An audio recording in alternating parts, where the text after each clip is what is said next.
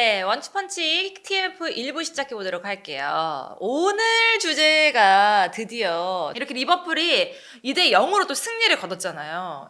특히나 또 맨시티가 조금 뭐라 그러죠? 분위기를 반등시켜야 될 부분이었지만 역시나 반등하지 못했어요. 그리고 일단 올 시즌 리버풀에게는 맨시티가 더블을 당하게 됐고요. 아, 그러니까요. 그 안필드 원정에서도 맨시티가 힘을 좀 쓰지 못했는데 이번 경기도 다양한 시도들을 해보긴 했지만 결국은 무득점 패배거든요.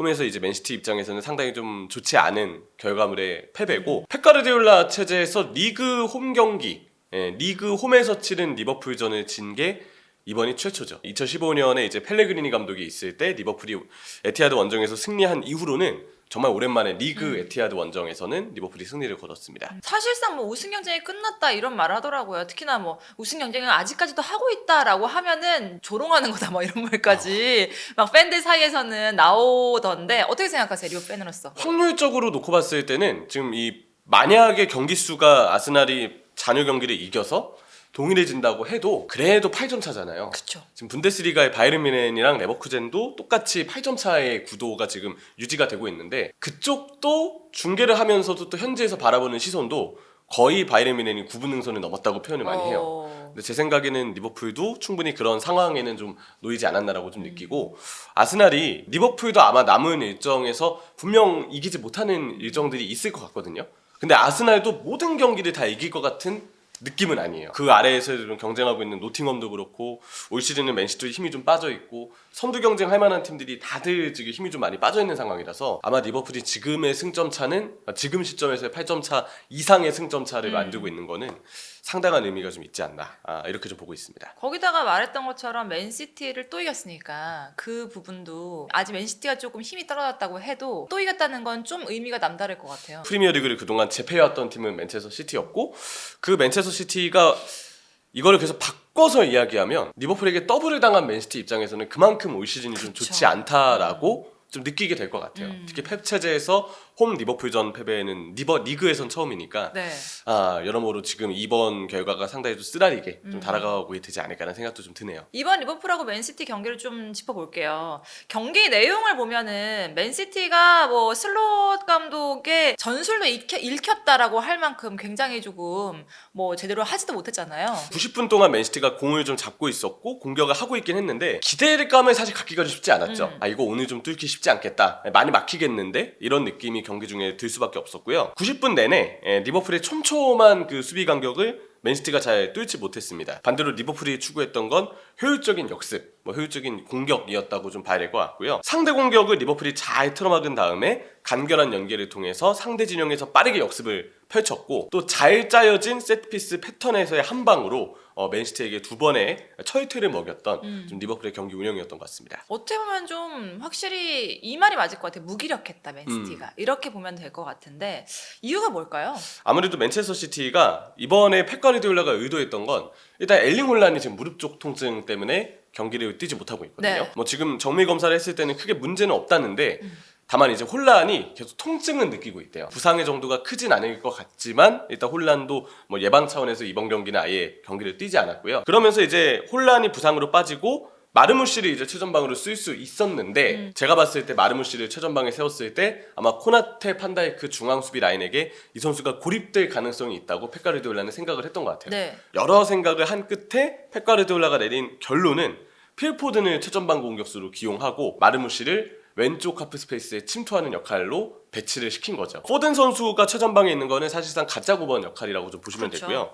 그리고 마르무시의 왼쪽 하프 스페이스, 포든이 이제 가짜 9번 자리에서 내려와서 상대 수비를 끌어주면 그때 발생되는 공간으로 왼쪽에 있던 마르무시가 가운데로 들어와서 침투하는 이런 그림을 이제 펩 가르디올라는 좀 그렸던 것 같습니다. 여기에 왼쪽 넓은 공간에는 도쿠, 또 오른쪽 넓은 공간에는 사비뉴를 배치해서 드리블로 상대 수비를 측면에서 흔드는 그런 역할을 좀 일단 맡겨놨고요. 더브라이너 선수는 자유롭게 그라운드를 누비는 프리롤, 왼쪽도 갔다가 오른쪽도 갔다가 가운데도 갔다가 그때그때 공간이 날 때마다 여러 위치를 좀 자유롭게 오가는 형태의 주문을 하면서 더브라이너 선수에게는 최대한의 자유도를 좀 부여했습니다. 마르무시를 위한 전술이었긴 하지만 제대로 이제 발휘하지를 못했잖아요. 네. 항상 펩 가르디올라가 이제 강팀들하고 만날 때 생각을 좀 많이 한다 하는데 지금은 상황이 또 그렇기도 했고 어느 정도 이게 최선이었다고 보세요? 이해가 안 가는 선택은 아니었던 것 같아요. 결과적으로는 필 포든이 폼이 너무 떨어져 있어서 네. 이번 경기에서 포든이 내려올 때마다 리버풀이 계속 센터백들이 따라 나가서 포든이 예를 들어서 아크 페널티 박스 아크 밖에서 받으면 코나테나 반다이크 중에 한 명이 똑같이 따라 올라가서 포든을 묶어놨거든요. 네네. 수비하고 미드필더 간격이 촘촘하다 보니까 센터백이 올라가더라도 미드필더에 있는 흐라벤베르나 맥칼리스터 중에 한 명이 배우 공간을 커버하면서 쉽사리 뒷공간을 리버풀이 주지 않았어요. 그래서 포든이 결국 상대 수비를 끌어주는데 실패하고 끌어준다고 하더라도 별다른 영향력을 보여주지 못하면서 결국은 뒷공간을 마르무시에게 제공해주지 못했다. 마르무시도 그래서 활약할 기회가 당연히 좀 줄어들게 되었고 그럼에도 불구하고 전술적인 아이디어가 마냥 나쁘다고 보진 않았어요. 다만 여기서 뭔가 더 유연하게 결과물을 내거나 선수들 개개인의 능력을 뭔가 발현하기에는 맨시티의 팀 컨디션이 지금 상황이 너무, 나쁘니까. 너무 떨어져 네. 있으니까 결국 이번 경기 통해서 느낀 거는 좀 이만큼 맨시티의 지금 스쿼드나 팀의 상황이 확실히 최고점에서는 지금 많이 좀 떨어져 있구나. 그런 거를 좀 많이 느끼게 되지 않았나 싶어요. 과르디올라 감독 이제 끝나고 인터뷰에서 그런 말을 했던데요. 이제 뉴캐슬하고 최근 2경기에서 우리 팀 나름대로 훌륭했다 또 이런 말을 남겼더라고요. 그러니까 어린 친구들이 지금 25세가 평균이더라고요. 네. 그러다 보니까 그런 부분에 있어서 조금 미래를 생각한 게 아닌가라는 생각도 드는데 어떻게 보세요? 그리고 일단 계속해서 펩 가르디올라도 좋은 이야기를 해줄 수 있는 게 일단 겨울에 영입하고 얼마 지나지 않은 니코랑 뭐 센터백이 맞아요. 후사노프 지금 최전방 아니면 공격자원의 마르무시 정말 이적하자마자 얼마 안 가서 계속 좀 경기를 뛰고 있거든요. 네. 근데 이 선수들이 그래도 제가 봤을 때 개개인의 폼이 나쁘지 않아요. 개개인의 폼은 분명히 좀 좋은 편이고 실제로 그들이 뉴캐슬전에도 아주 굉장한 활약들을 좀 보이기도 했었고 일단은 팀에 잘 적응을 시키고 빨리 자신감을 끌어올리고 기존 자원들과의 어떤 시너지를 계속 끌어올리는 게 우선이기 때문에 일단 올 시즌은 당장 큰 욕심을 내지 않더라도 이렇게 뭔가 선수들을 적응시키고 새로운 어떤 맨시티의 가능성을 발견하는 것 그런 부분들에 펩 가르디올라가 좀 의미를 부여하지 않을까라는 생각이 좀 들죠. 그리고 또 인터뷰적으로도 지금 상황이 그러다 보니까 어린 친구들을 조금 이렇게 엉덩이를 쳐줘야 되는 말을 해야 되지 않나라는 생각도 좀 들었어요. 그것도 필요하죠. 예, 그게 지금 아마 펩 가르디올라가 특히 챔피언스리그에서 너무 무기력하게 탈락을 했잖아요. 네. 음바페에게는 대단한 해트트릭의 무대가 그치. 됐지만 맨시티라는 팀의 느낌으로 봤을 때는 사실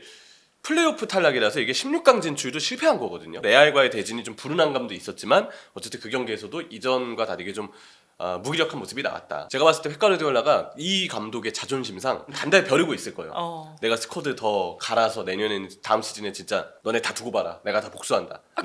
레알 내년에 또 만나자. 내가 복수한다. 물론 팬들은 레알 만나는 거 정말 꺼려하겠지만 왜 그런 마음이 좀 펩 가르디올라에게는 있을 것 같아요. 마음속으로 갈 수 있는 시간이 있을까요? 왜냐면은 막 지금 현재서는 경질설 장난 아니게 나오던데? 그게 아무래도 결과가 안 좋으니까 좀 흔드는 여론이 좀 있는 것 같은데 근데 저는 맨시티가 펩을 경질할 일은 정말 없을 거라고도 생각을 하고요. 펩 가르디올라를 지금은 조금 결과를 다시 못 내고 있는 상황이긴 하지만 주중 주말 영거퍼 경기를 치르는 피로도가 조금 이제 줄어들 거잖아요. 왜냐면 챔피언스리그를 일단 아쉽게도 탈락을 했기 때문에 네. 스쿼드의 체력이 일단 다시 올라오고 겨울 이적생들이 좀 더 적응을 하고 나면 저는 그래도 맨시티가 챔피언스리그 경쟁에서는 충분히 아직 유리한 면이 좀 있다고 생각을 해요. 지금 첼시가 생각보다 그쵸. 쭉 떨어지고 맞아, 있고 맞아. 아스톤 빌라나 뉴캐슬 뭐 노팅엄처럼 챔피언스리그를 경쟁하는 팀들도 저마다의 이유 때문에 지금 굉장히 좀 어려움을 겪고 있는 시기거든요. 제가 봤을 때는 맨시티가 그래도 아마 프리미어리그는 올 시즌 5위 안에만 들어도 챔피언스리그에 오를 가능성이 굉장히 클 텐데 그 5위 안에는 그래도 들지 않을까 좀 조심스럽게 예상을 좀 하게 되는 것 같습니다. 어때요? 지금 리버풀로 다시 돌아가면 얘기를 지금의 전략과 지금의 상황이 가장 최선이고 좋다고 생각해요? 슬롯은 최선의 선택을 내린 것 같아요. 네. 왜냐면 팀의 기동력이 지지난주에도 에버튼전을 주중에 치렀고 지난주 중에도 빌라전을 치렀고 다 원정이기도 했고 사실 리버풀은 16강 직행 팀인데 다른 팀들이 16강 플레이오프를 치르는 동안에 일정을 쉬지 못했어요. 카라바오컵 결승까지 잡히는 바람에 땡겨져서 이제 빌라전을 미리 치렀으니까 그런 부분들이 되게 좀 불운하게 작용을 했는데 주중 경기 때 느껴진 리버풀의 가장 큰 우려점은 다들 너무 지쳐 보였어요. 이 에너지가 아예 그쵸. 방전된 느낌. 후반에 또 실점이 많이 늘어나기도 했고 종료 직전에 실점이 또 생기면서 승점을 드랍하기도 했고 이게 이제 리버풀 입장에서는 맨시티도 물론이고 앞으로도 빡빡한 일정이 기다리고 있는데 선수들의 체력이 예전 같지 않으니까 압박 축구를 하기가 분명 감독 입장에서도 애로사항이 많았거든요. 근데 거기에 대해서 슬롯이 빠르게 파악을 하고 현실적으로 딱 진단을 내린 것이 선수비 후역습으로 나가자 했어요. 네. 그러면 이제 선수들의 체력적인 기동력의 어떤 부하도 최소화시킬 수 있고 일단 효율적으로 역습 두 방을 딱 준비하고 나머지 시간은 간격을 좁히고 지역을 수비하는 데 최대한 집중을 해서 맨체스터 시티에게 정말 공격을 일체 허용하지 않았기 때문에 이거는 체력 소비도 줄이고 효율적으로 승리 가능성도 높이는 슬롯 감독의 전술이 그만큼 팀 상황에 맞게 지금 잘 준비가 된 부분이지 않았나라고 좀 생각을 합니다. 그러면 리버풀의 지금 살라가 요즘 너무 잘하고 있잖아요. 네. 이 경기 전에도 우리가 그 승부치에서 살라에 대한 얘기를 했었는데 기대를 했었단 말이에요. 근데 역시나 살라가 해줬어요. 모하메드 살라는 제가 봤을 때 지금 이제 4개의 도움만 더 기록을 하면 프리미어리그 단일 시즌 최다 도움인 20개 도움과 타이를 네. 이루게 됩니다. 앙리가 이전에 그 20개 도움을 달성한 적이 있었고 더브라이너 선수도 20개 도움을 달성한 적이 있어서 두 선수가 단일 시즌 도움 개수로는 이제 최다 타이를 좀 이루고 있는데 살라가 제일 큰 장점은 지금 골도 정말 많이 넣고 있지만 도움을 정말 많이 기록하고 있거든요. 그쵸. 제가 봤을 때는 지금의 페이스 그리고 남아있는 한 3개월가량의 리그 일정을 생각했을 때 20개 도움을 넘는 것까지도 충분히 살라는 욕심을 내볼 만하지 않을까. 왜냐면 살라가 진짜 동료들에게 지금 연결해주는 패스들의 퀄리티가 상당히 좋거든요. 그런 점들을 지금 살라한테는 기대해볼 수 있는 그런 좀 리버풀의 페이스가 아닌가 싶네요. 수버슬라에도 너무 잘했고. 이번에 너무 잘했죠. 네, 그리고 또 어떤 선수들 좀 기억에 남아요? 역시 이 아놀드가 사실 도쿠에게 계속 공략을 당하면서 약간 두 골차 리드의 리버풀 수비가 방심할까 싶어서 아놀드가 약간 깜짝 이벤트를 준비했는지 계속 뚫리더라고요. 코나테랑 반다이크가 그럴 때마다 잘 막았어요. 예, 지금 포든 쪽으로 가는 패스를 미리 끊어내고 마르무시도 잘 봉쇄하고 그런 점들이 이제 이 센터백 두 명이 상당히 꽁꽁 상대 공격을 잘 묶어서 결국은 무실점으로 경기에 마치는데 정말 혁혁한 공을 좀 세우지 않았나라고 생각을 하고요. 역시 그런 부분에 있어서 수비도 수비지만 또 하나 긍정적인 관여를 했던 게 말씀해주셨던 소보슬라예요. 네. 이 맨체스터 시티로 다시 좀 넘어가면 맨시티가 이날 보여줬던 약점이 전환 속도가 느린 부분이거든요. 올라갔다가 내려오는 과정에서 니코는 후방에 남아있고 마르무시나 아니면 뭐 더브라이너 같은 선수들은 공격 과정 때문에 위에 남아있고 벌어진 중원 간격이 계속 좀 많이 눈에 띄었는데 리버풀의 경우는 그런 부분들을 오히려 효율적인 역습 또 오히려 순간적으로 미드필더들이 빠르게 또 스프린트를 끊으면서 상대의 벌어져 있는 중원 사이 간격을 제대로 공략을 좀 했거든요. 소보슬라이가 그런 부분에서는 활동량으로 기인한 부분들이 굉장히 많았습니다. 빌라전 때도 이제 박스 근처의 마무리가 항상 아쉬워서 이제 소보슬라이는 조금 아쉬운 경기를 주중에 치르기도 했지만 기본적으로 이 선수가 기동력으로 팀에게 가져다주는 그 이점이 상당히 많은 그 선수라고 생각을 해요. 이번 경기에서도 그런 긍정적인 그렇죠. 부분들이 잘 드러났던 날이 아니었나라고 좀 생각을 합니다. 그러면 이병철 의원님이 생각할 때는 지금 리버풀의 유일한 구멍은 아놀드다? 지금으로서는 그렇죠. 그리고 문제는 또 브래들리가 또 부상을 당해서 얼마 전 빌라전 때 마지막에 또 부상을 당했거든요. 일단은 알렉산더 아놀드만 지금 풀백 자리에서 믿고 가야 되는데 알렉산더 아놀드의 그 아주 큰 수비 약점이 아마 한동안 리버풀의 공략 포인트가 좀 될 것 같긴 해요.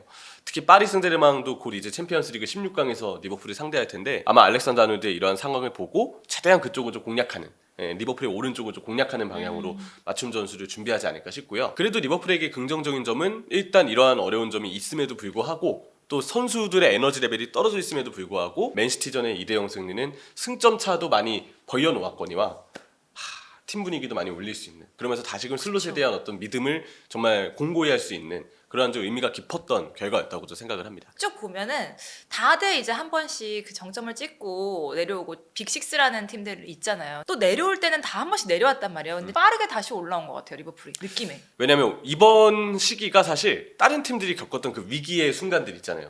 리버풀한테도 조금 올만한 타이밍이다라고 느낌이 좀 왔었어요. 왜냐면 다 전체적으로 지쳐있고 네. 이게 전반기 때보다는 확실히 좀 더 내용상이 떨어지는 부분이 보였기 때문에 근데 슬롯의 임기응변이 얼마나 유연한지가 잘 드러난 것 같아요. 결국은 슬롯은 전반기 때 다른 팀 대비 리버풀의 선수들이 부상이 적었던 것도 슬롯의 관리가 상당히 좀 큰 보탬을 주었다라고 생각을 하는데 스쿼드에 대한 관리 능력 그리고 상황에 따라서 결과를 위해 자신의 전술도 좀 유연하게 바꿀 수 있는 전술에 대한 임기응변 능력까지 아르네 슬롯이 오히려 이전에 메리겐 클럽에게도 약간씩 보여줬던 아쉬운 점을 오히려 조금 슬롯은 자기만의 방식대로 만회해내는 그런 모습들을 지금 팬들에게 보여주고 있지 않나 싶습니다. 진짜 근데 조금 그 다른 팬들은 아쉽긴 해요. 거의 지금 이제 가능하지 않은 거잖아요. 다른 팀들의 뭐 상황은. 아스날이 특히 네. 이제 추격을 하기는 아스날의 상황 자체가 너무 안 네. 좋죠. 네. 그래서 뭔가 일찍 조금 벌써 결정된 것 같아서 조금 더 뒤로 막 그런 진흙탕 싸움이 막 일어나지 재밌는데 네. 그런 면에서는 좀 아쉽네요. 아 이게 사실 이 모든 승부는요 제3자 입장을 고려할 필요가 없습니다.